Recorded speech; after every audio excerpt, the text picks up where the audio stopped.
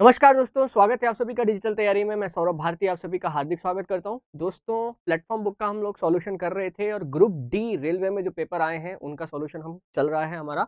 आज हमारा पेपर दोस्तों 18/9/2018 को शिफ्ट 1 में जो आयोजित किया गया था उसके ऊपर है। कम समय में अधिक से अधिक जानकारी आपको मिले, यही हमारा उद्देश्य है। पेपर करते रहिए, पेपर के क्वेश्चन रिपीट भी होते हैं। आपने देखा होगा कि अभी हम जो शिफ्ट की अलग अलग पेपर कर रहे हैं, एक ही दिन में जो अलग अलग शिफ्ट हुई उसी के क्वेश्चन रिपीट हो गए हैं, है ना। तो क्वेश्चन रिपीट होने का चांस पूरा रहता है। एक बार आप ये लोग क्वेश्चन कर लेंगे तो दिमाग में आपके रहेगा, यार ये क्वेश्चन मैंने कहीं पढ़ा हुआ है, तो इससे थोड़ा जल्दी तैयारी हो जाती है।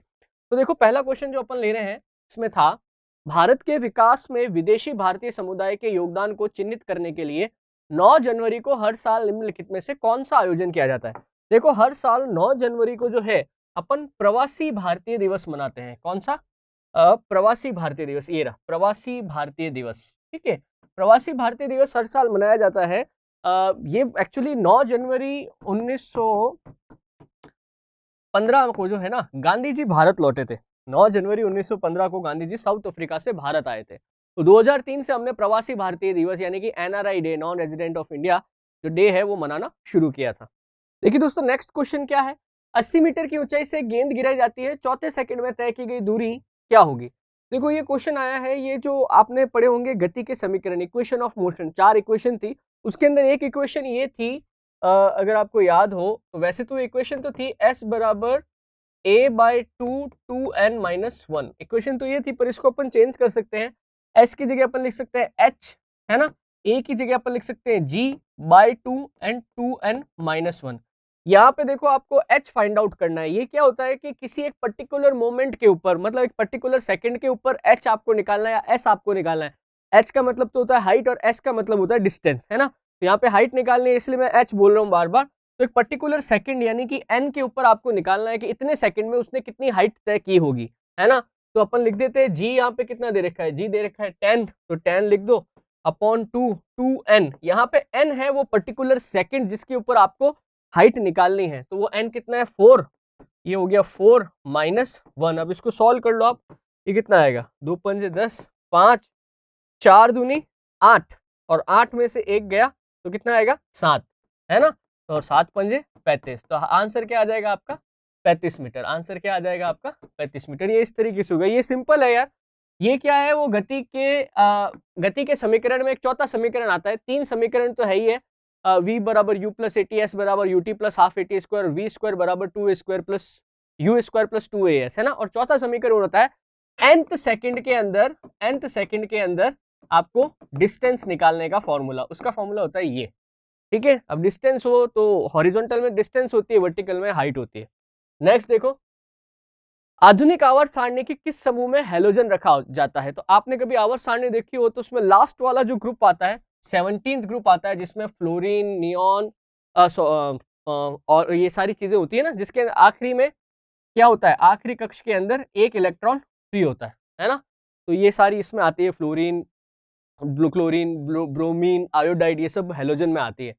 चलो नेक्स्ट देखो, निम्नलिखित प्लांट में से कौन सा प्लांट बॉडी है जो जड़ों, तनों और पत्तियों में अलग नहीं है। ठीक है, देखो ये होगा इसका आंसर स्पाइरोगायरा, ठीक है। ये जड़ों और तनों में, पत्तियों में अलग से नहीं पाया जाता है। नेक्स्ट देखो, औपचारिक बैंकिंग प्रणाली के भीतर लोगों को लाने के उद्देश्य केंद्र सरकार की पहल क्या कहा जाता है।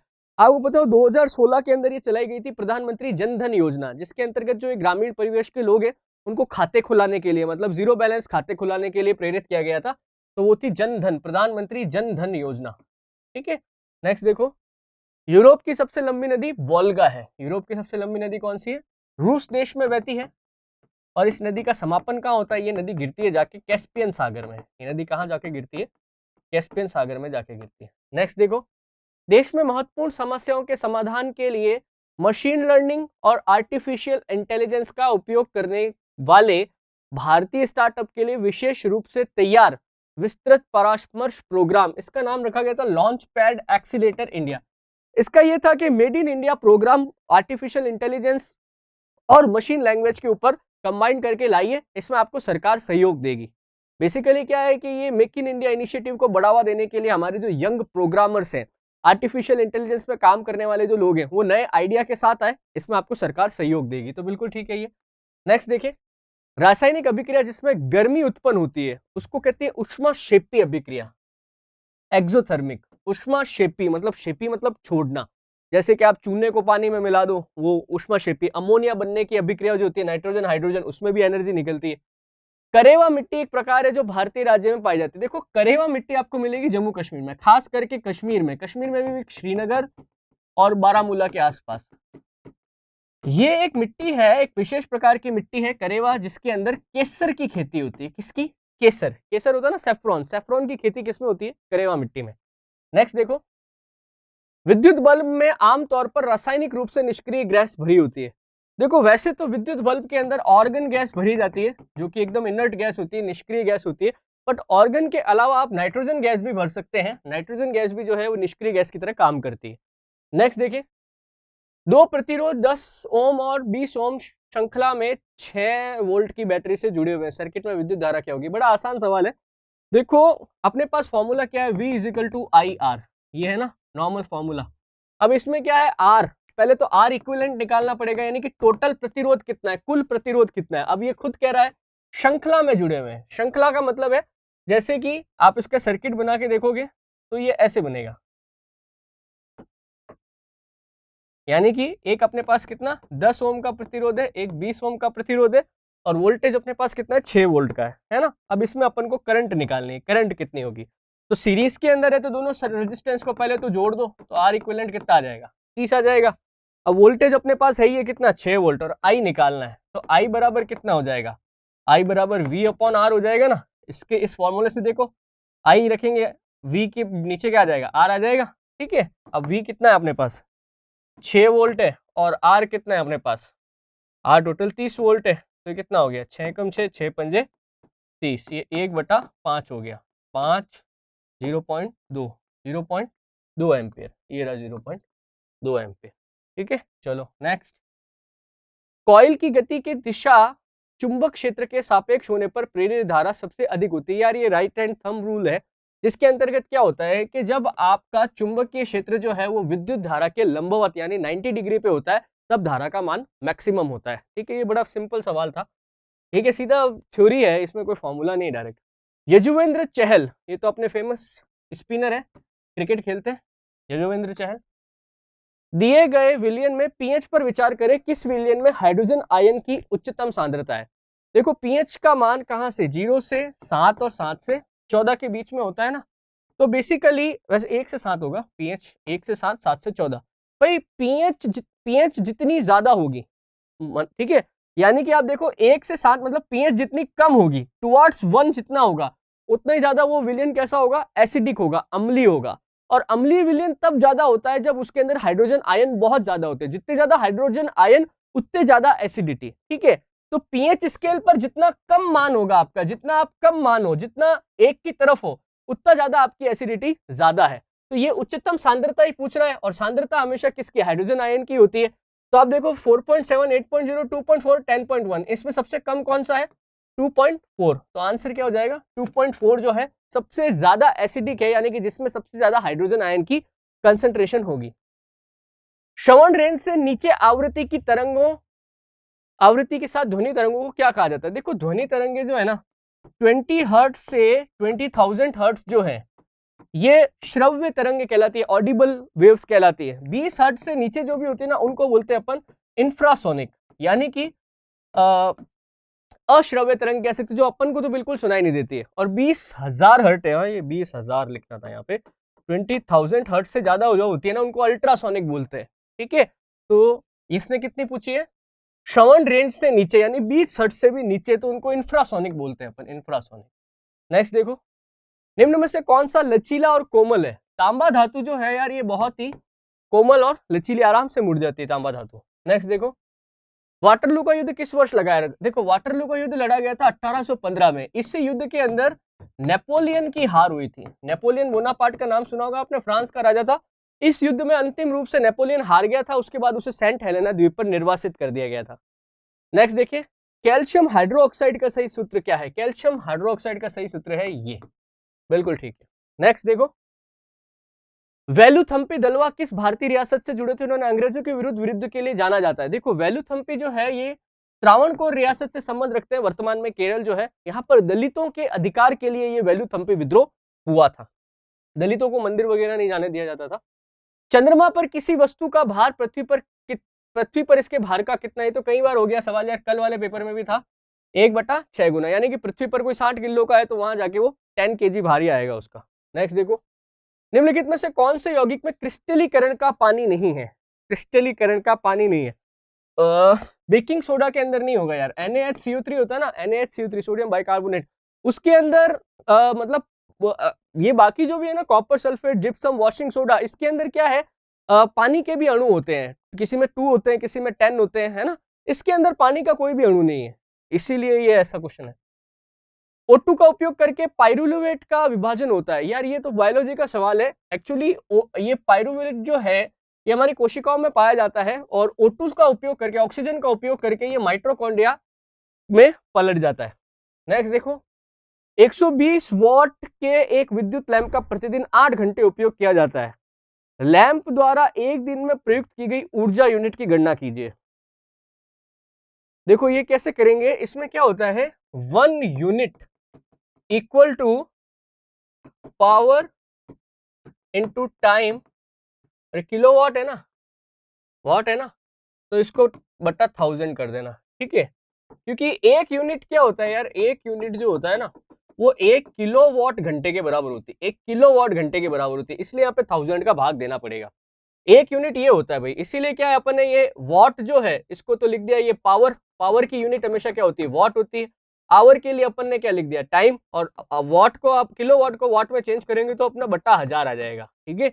ये यहां से आता है फॉर्मूला, ठीक है। तो पावर अपन को दे रखी है 120 वॉट की, ठीक है। टाइम अपन को दे रखा है, आवर में ही है ना, 8 घंटे टाइम दे रखा है, और ठीक है, बाकी आ जाएगा नीचे 1000।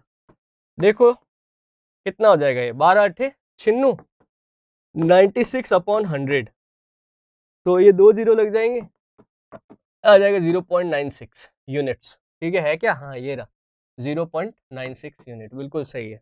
बड़ा सिंपल है यार, कुछ नहीं है एक्चुअली। क्या होता है, 1 यूनिट बराबर 1 किलोवाट घंटा होता है। अब इसने क्या किया, किलोवाट को चेंज कर दिया, किलोवाट में क्या 1000 वाट होते हैं ना, तो मैं इसको ऐसे भी तो लिख सकता हूँ, इसको मैं लिख सकता हूँ 1/1000, ठीक है। एनर्जी बराबर 1/1000 लिख दिया, ऐसे आया ये। चलो नेक्स्ट, KR मीरा द्वारा लिखी गई पुस्तक का नाम बताइए जो राजनीति में ईमानदारी और आदर्शवाद की कीमत चुकाने के लिए विषय में प्रासंगिक सवाल उठाती। देखो ये किताब थी द गॉस्पल ऑफ यूडास, ये जूडास होता है एक्चुअली, इसको प्रोनाउंसिएशन इन्होंने यूडास कर दिया है, द गॉस्पल ऑफ यूडास, ठीक है। नेक्स्ट देखो, 5 से 8% एसिटिक एसिड को क्या कहा जाता है? देखो एसिटिक एसिड का एक दूसरा नाम सिरका भी है, सिरका या अपन इसको बोलते हैं विनेगर, विनेगर या सिरका एक ही बात है। नेक्स्ट देखो, यदि दो असमान द्रव्यमानों में समान गतिज ऊर्जा होती है तो भारी द्रव्यमान होता है।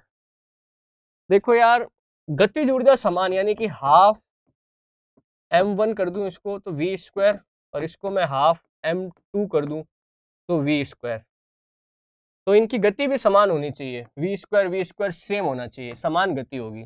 इसमें कुछ नहीं है यार, इसमें क्या है, काइनेटिक एनर्जी का फॉर्मूला क्या होता है, काइनेटिक एनर्जी होता है हाफ mv², ठीक है।